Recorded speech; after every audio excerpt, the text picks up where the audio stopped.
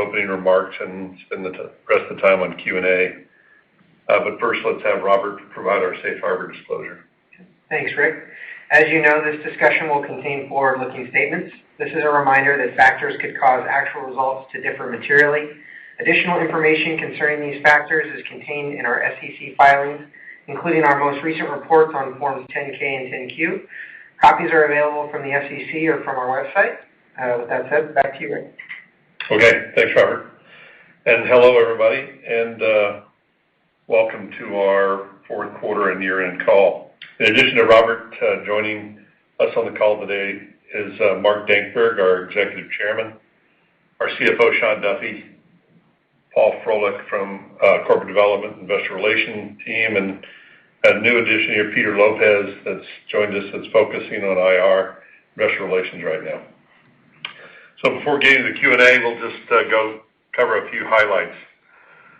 First thing to note is we're really proud of what we achieved in our fiscal year 21 performance, especially in the light of all the challenges that I'm sure a lot of companies had, but associated with COVID-19 that obviously hit us right from the beginning.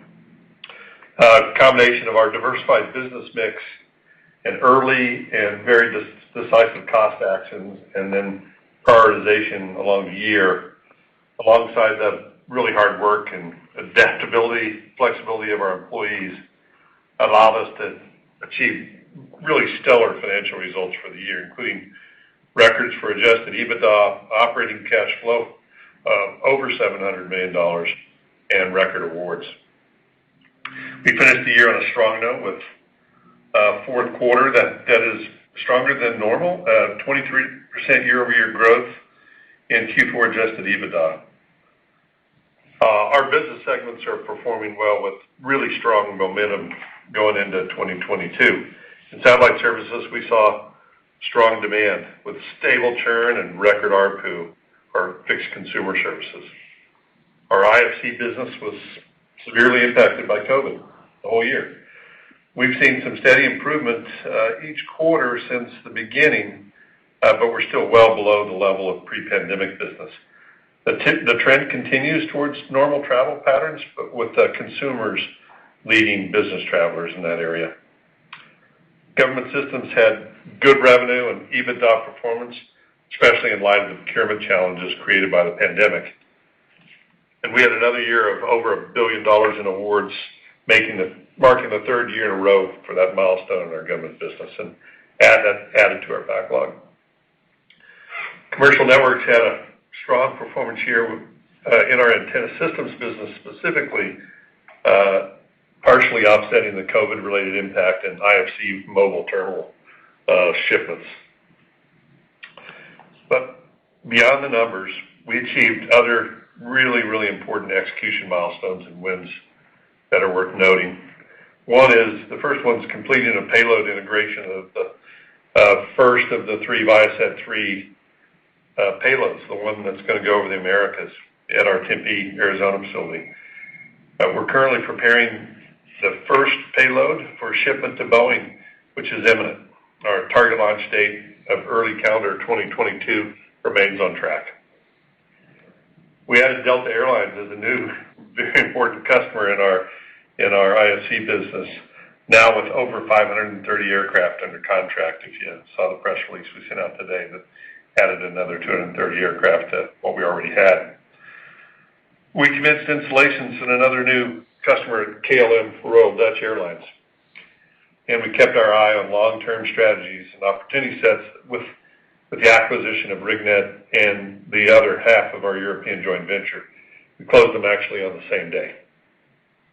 These achievements reflect our continued focus on execution ahead of the Viasat 3 as we grow our global footprint and expand into new geographies and new vertical markets.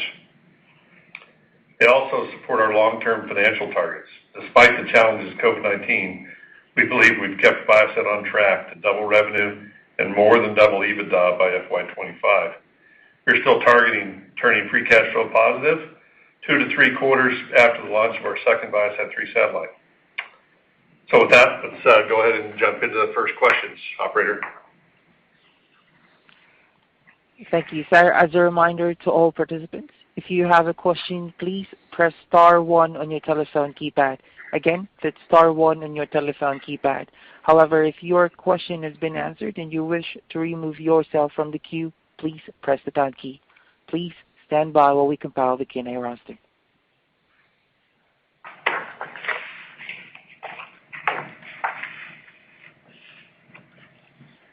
Our first question is from Rick Prentice with Raymond James. Your line is open. Thanks. Good morning. Good afternoon, everyone. Morning. Hey. A couple questions. First question, just want to talk on the schedule. You mentioned the Viasat 3A over the Americas on track for calendar year 22 early launch. Any issues with COVID-19, supply chains, construction stuff?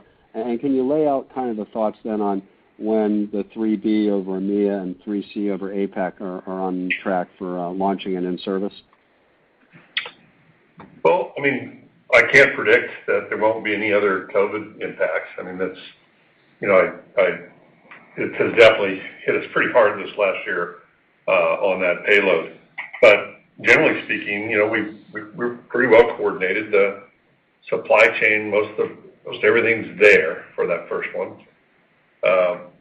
Boeing, I'll let those guys speak for themselves, but we've got a lot of confidence.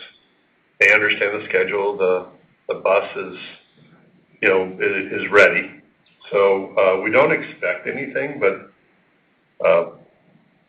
anything could happen. The second payload, as we've said before, is about 6 months behind the first one. The only thing that's happened here is the third payload right now, which used to be a year behind the second one, is more like in the 6 to 9 month range behind the second one. It's moved up. So that's the current schedule. Great. And how long to rise them into orbit? How long should we think about in service versus launch dates? Well, I don't think we've officially announced our launch providers for each one of them, and it varies by launch provider. So we'll give you a better idea as we get a little bit closer to the launch in terms of, because each one has a different orbit raising profile. Mm-hmm. The test after we get on orbit is probably about the same, and that's probably a little longer for the first one than it is for the second and third one. Makes sense. Obviously, big year for government, $1 billion in awards. When you think about those awards and the bidding, how many of those contracts are you guys going in on like a solo bid? How many are you joint bidding with someone else? And who are your bigger partners or your competitors as we think about those awards that you keep putting up on the board?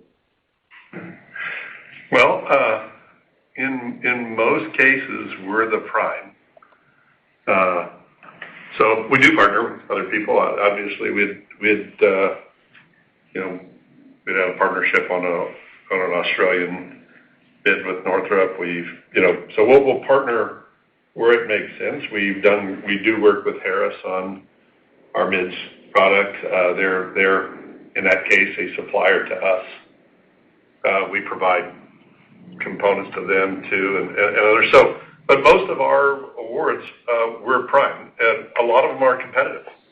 So we're competing against others, big primes as well as other guys. So obviously the MIDS thing is we compete with BAE and we compete with that joint venture data link solutions between BAE and the old Rockwell. So that's competitive on every cycle. Small tactical terminal, we're not really competing. We're competing in any case with potentially an alternative solution or an alternative way to do it. But we're the only ones with that product. So that was a non-developmental item. We invested our own money and developed that. So it really was competitive with the old a piece of the old JTRS, called Airborne Maritime and Fixed Terminal that didn't make it through the JTRS profile. And that's really where that terminal competes. And nobody else has a handheld Link 16 product. like ours, the VSAT. So in a lot of these cases, it's the sole source product that's out there, and we're the prime contractor. It might go into an F-16 or an F-18, so we're not the ultimate source, but they're procuring this from us. Makes sense. And last one for me, Rick, you called out the acquisitions that you made in the April 30th, I think it was, the RigNet and the European JV. How should we think about what that means as far as additive revenue and added EBITDA once you fold it into your systems now that you've had them for going on just about a month now? Sean? Yeah. Hey, Rick, I can jump in on that. I probably think of them combined. Top lines maybe next year contributing another $230 million or so. And on the EBITDA line, maybe about 40. Okay, and that's for like 11 months then? Around there, yep. The other thing to think about is, this year, there are synergies in each one of these transactions, but there's also implementation costs of, and the integration costs of getting them in. And they kind of, the way we're looking at it, they pretty much offset each other this first fiscal year. Right. And are they going to go into SAT services, or is there some mix between the different segments that you guys report? The majority of it's going to go into SAT services. There's a bit on the product side from RigNet that will go over into commercial. You could think of it as, less than or around the 10 to 15% of that number. Perfect. Thanks. Appreciate it. You guys all stay well. Thanks, Rick. Our next question is from Simon Flannery with Morgan Stanley. Your line is open. Great. Thank you so much. In the shareholder letter, you talked about a significant growth opportunity in recurring service revenues as the Viasat Constellation 3 and Constellation enters service. Could you give us a little bit more color about what your visibility is on that opportunity? So, in terms of sales conversations or traffic you're going to be moving across, how do we think about that ramp in recurring service revenue as the 3 satellites come on, and how much of that is sort of in backlog or pretty firmly circled at this point? So Simon, we're not, unlike a lot of the fixed satellite service guys that sell their bandwidth out and give contracts before they launch. I think we don't do that. Mostly. I mean, it's not that we don't do some of that. We've done that, for instance, with XCI in Canada. Was an example previously. Telesat before we've done some of that stuff with. But not Telesat, but other operators. But this comes from getting consumer subscribers and getting small business subscribers and Aero, winning in-flight connectivity and platform markets in that space, ground vehicles, maritime. It's signing up those subscribers as we go. We in most cases are direct. When we get outside of the U.S., there will be areas where we make some wholesale deals, and there might be areas where we sell some capacity. But these satellites are, they're built to what we see as a demand in the marketplace. So it really starts with a market area where we see demand and where we think we can increase the market share by bringing something that's quite a bit better than that's been there before. So it's not like, I'm not going to mention the other operators, but they may pre-sell 2/3 of their satellite before they ever launch. That's not what we do. Yeah. So on the other hand, the other thing is we have over 2,500 aircraft that are signed up. We have government contracts, so a lot of those are generally predictable. Right? That's what we're looking to do, is to capture a source of revenue that are predictable, and that's what helps us forecast what our growth will be. Yeah, that makes sense. And I guess part of it, you do have a backlog of IFC, and you added to that today with Delta. What sort of timeline do you think you will see those planes coming online? I think, Sean, what we deliver about a little over 400 of those aircraft over the next 12 months. Sure. Yep, that's good. Yeah, something like that of the Delta aircraft. Okay, and then the balance the year after? Yeah.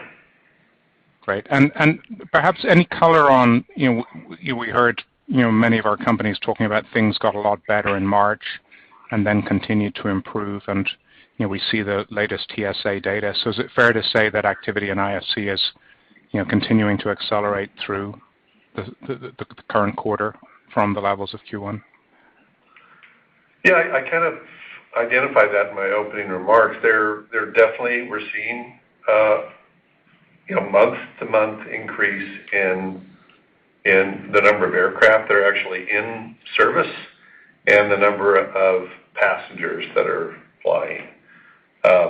But most of it is in consumer. They're seeing a very slow return, business travelers right now. Great. Are you seeing more evidence that consumers are starting to have higher take rates, use more bandwidth than maybe in the past? We're seeing similar take rates than what we had seen, just if you think of a percentage of the passengers. Remember that business people travel for leisure also. So just because they're not traveling for business doesn't mean they're not doing business while they're traveling. Yeah. Okay, great. Many thanks. Okay. Our next question is from the line of Phil Cusick with JP Morgan. Your line is open. Hi, guys. Thanks. With the payload of the first Viasat 3 shipping soon and the next two getting toward completion, remind us how we should think about CapEx in the next year. Yeah, sure. I can take that one. So a couple things. One is to remember that, this year I would say we had a little bit of our capital shift to the right, just trying to, purposely map that up against the launch schedule. So I think that's one thing to keep in mind. And then we're in that last year before launch. So the capital in 22, I would think of it as the quarterly rate around $300 million, but it's going to start to tee up on the back half. That's probably a good range. Okay. And then second, if you can talk about the sales headwinds you've seen in the government and defense business over the last year, and are those easing that we can start seeing that business really take off? Most of them were related to, like simple physical things. People couldn't get access to some of the networks that they needed to utilize to review and issue contracts or to accept contracts or those types of things. And given what's happened and given that the CDC's now come out and a lot of people have been vaccinated, and now they're saying that if you have been fully vaccinated and have had the adequate time that you don't have those precautions. So we would expect that things are returning to normal over the next few months and certainly the remainder of the year. We still see quite a bit of awards, obviously. We got over $1 billion. But it was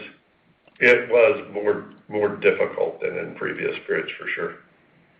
Right. That's just logistics of signing contracts and getting there. I know it's been a big headwind, but it seems like not quite normal yet, but getting toward normal in the next few months. I think that's a good characterization.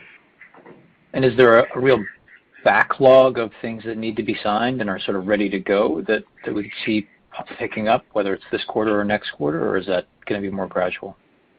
The government awards are always pretty lumpy. I would expect that's going to continue. So, if you look at this year, we had really good front-end orders in that area because just there was some contract timing. Those things were ready to go. And so I think we'll see it continue to be lumpy. Okay. And then last one, there was a headline recently that you may consider splitting the business or selling a business. Pretty clearly you aren't getting the multiple for the defense business in the market that you deserve. Can you help us think about anything you can do on how that makes sense or what the synergies are of having the government and civilian businesses under a single roof? Thank you. Sure. Yeah. We think there's significant synergies in having both the government and the commercial. But then it comes in multiple different form factors. One is the government is, think of it as a complicated user of these types of broadband services because they will have concentrated demand in certain areas that'll move around. And what you have to think about is if you want to, fulfill your contracts, you have to have bandwidth available in all the places where they might need it. And if they are a large fraction of the total amount of bandwidth that you're doing, then the actual utilization of that can be really low. But if you have a very large base of commercial business, then it's a lot easier to blend that government contract in and still get really good efficient use of your resources. So that's one of the sources of synergy, and we've seen that over and over in the government contracts that we already have, which are the ones that use our own bandwidth. They're primarily in the Americas, but that's expanding with VSAT 3. We'll get the same effects on a more global basis. The other area that's really important is that, especially if you look at the way that networks are evolving, government satellite networks are often an augmentation of what's done terrestrially. So having this really interesting blend of the important terrestrial tactical networks plus a lot of the satellite networks that are used alongside those gives us an opportunity to optimize both. So again, it's a really good way for us to compete more effectively in the defense market than someone who doesn't have access to a combination of broadband capabilities and organic defense capabilities that we do. So we find real advantage in those in the market. The other thing I would add there is there have been times when we have had a lot of credit for our government business, and there's times when seems like we don't get it. And I think those are transitory. And I don't like it when it's like this, but I think it's transitory. Okay. Thanks, guys. Yeah. Our next question is from the line of Mike Crawford with B. Riley Securities. Your line is open. Thank you.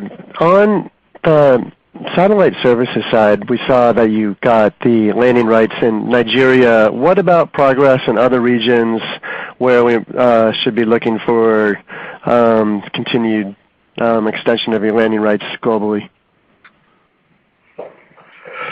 Yep. Mark, you want to talk about that?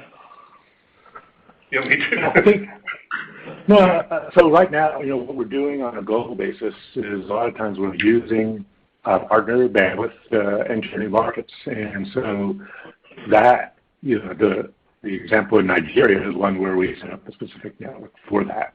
I think that you'll see us getting landing rights in those areas, in more areas as as we get our own coverage in those areas. That's probably that'll be the main factor that'll drive that. So that'll be Americas will be the first place because we can do some of that with Viasat 2 and also some with partner with Viasat 3 coming.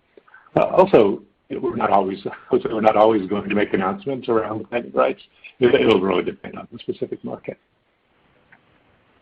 Okay, thank you. And then on the commercial networks, so can you talk about for this current fiscal 22, how much of that would be like antennas to OneWeb and others versus, say, satellite payloads and IF or satellite equipment for your own users of broadband this year, and then how that's going to shift over the next couple of years once Viasat 3 starts to dominate a little bit more? One of the biggest areas where we had a really strong awards last year, and we see this continuing, is in full motion antennas, which are essentially ground segment for different forms of Earth observation satellites. So let's think about new space, with that new space buzzword. fair amount of it's in communications, and a lot of it is in things that relate to Earth observation. So there's a lot more demand for the ground networks for that. And so some of that are custom orders that we've received for those types of products. Another area that's a little bit small but's been growing pretty well are components that are used in space systems.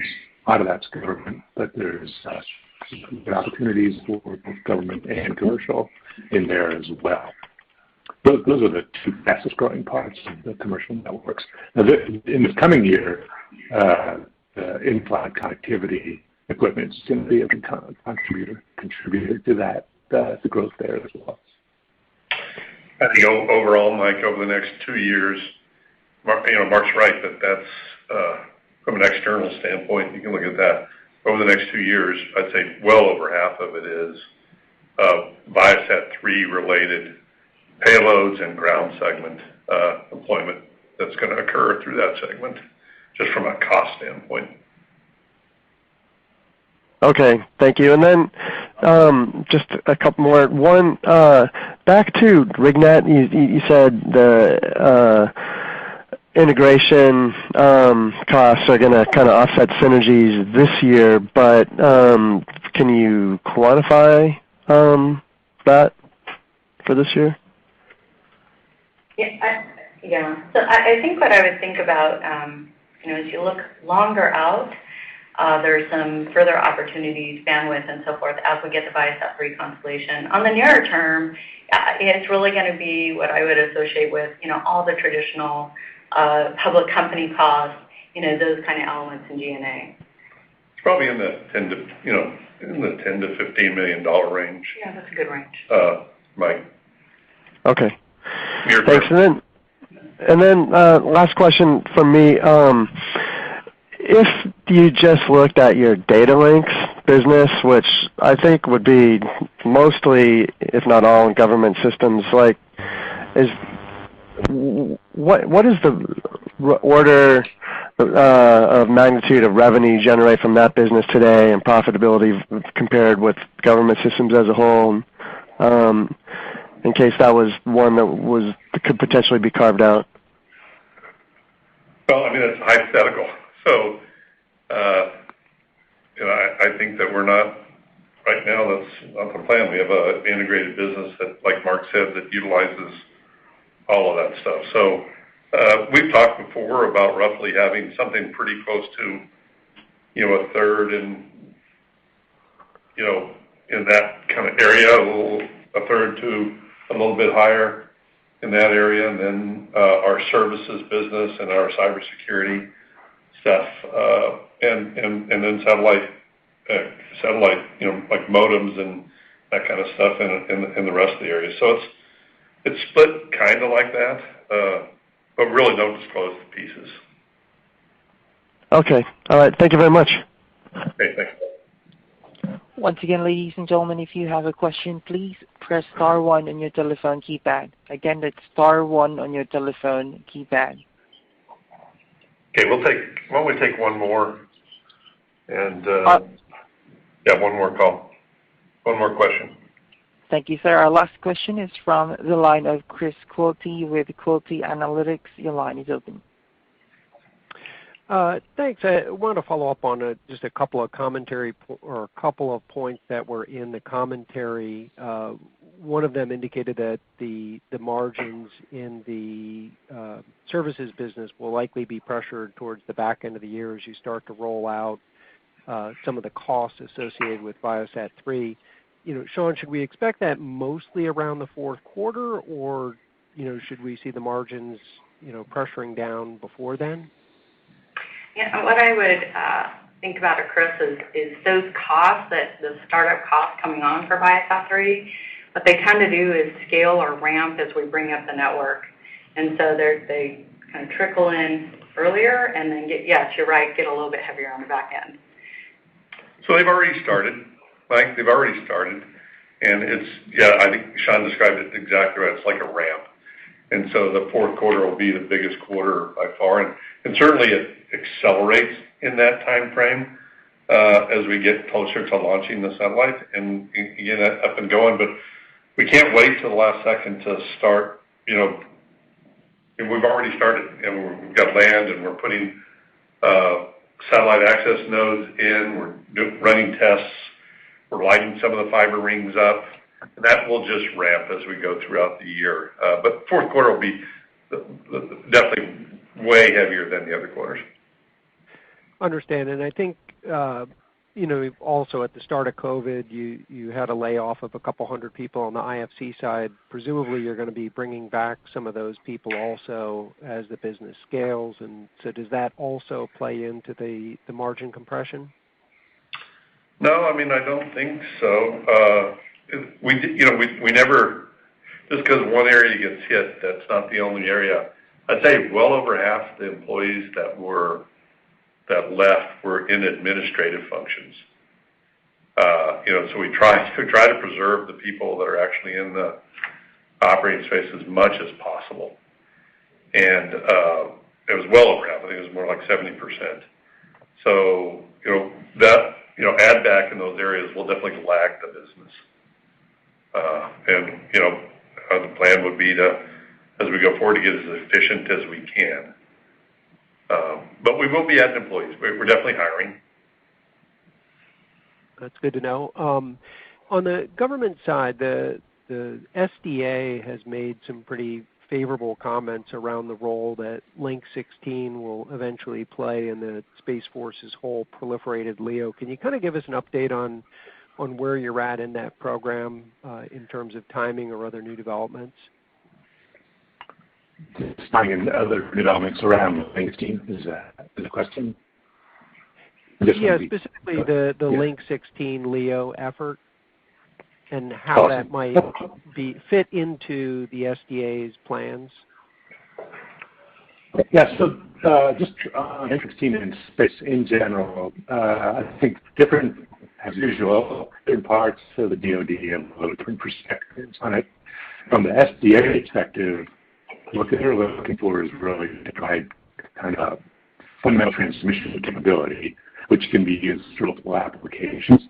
And what you're seeing with them incorporating Link 16 into that is the recognition of the demand that there is for Link 16 connectivity, and especially for new applications of Link 16 that are more like all over the horizon as opposed to short-range communications. But there's other organizations that are more Link 16 user side, also see specific applications as opposed to just having to be part of a kind of a transition portfolio. So we're working with, I would say, both sides of that, and there's definitely opportunities for innovation on the application side, where the space component can be more than just a relay or just one element of a broader portfolio. And so a lot of that is still to be determined. I think one of the things that's really interesting about Link 16 is, that we've talked about in the past, is a really rapid growth in a number of network participants in Link 15. And those include things like sensors and weapons, and as well as ground and control aircraft. So having a broad array of participants creates new interesting applications for each of the participants in there. And that's what I think is going to end up driving the way Link 16 develops in space. Does that help? Does that answer your question? Yeah, I wanted you to give me a number. No, I'm just being honest. Okay, so let me ask one final question, which is the government services revenue, I think, was a record at $80 million in the quarter, and you also had some commentary around that being a big driver once Viasat 3 comes online.